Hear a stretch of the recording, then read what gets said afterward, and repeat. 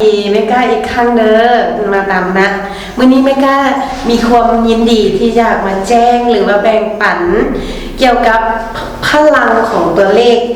6ที่จับกับเลข0บ่ได้เลข6ที่จับกับเลข7บ่ได้เลข6ที่จับกับเลข8บ่ได้เนาะทั้งหมดนั้นคือ6006 6776และ6886เป็นเลขกาลากินีต้องห้าม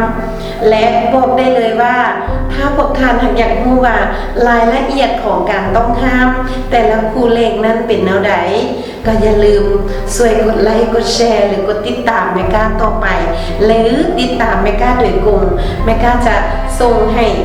ก็คือดูเบอร์ให้ฟรีให้หยิบสีให้ฟรีแล้วก็ลายมือให้ฟรีและสิอีกต่อไปแม่ก้าจะแบ่งต่อไปเลยก็คือ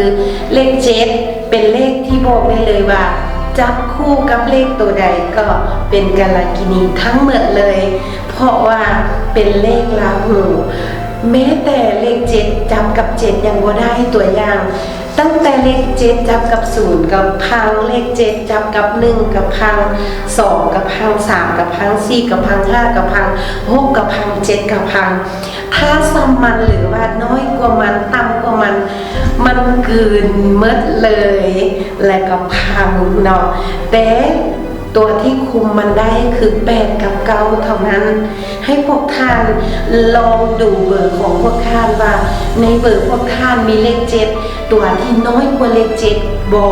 หรือตัวที่ซ้ำกับเลข7บ่ถ้าพวกท่านมีอยากให้แม่ก้าดูให้อยากให้แม่ก้าวิเคราะห์ให้ก็ติดต่อได้แม่ก้าเลยแม่ก้าจะแบ่งปันแต่สิ่งดีๆให้และบอกได้เลยว่าเป็นผู้ให้ยิ่งได้ขอให้พวกท่านจง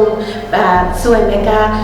กดไลค์กดแชร์เป็นอานิสงส์ให้พวกท่านการปลูกต้นบุญร่วมกันเฮาก็ดวงสมพงษ์กันและก้าวขึ้นไปด้วยความมั่งคั่งผาสุกยิ่งขึ้นไปพร้อมๆกันเนาะเพื่อนๆทุกๆคนและเจอกันอีกครั้งหน้าสบายดี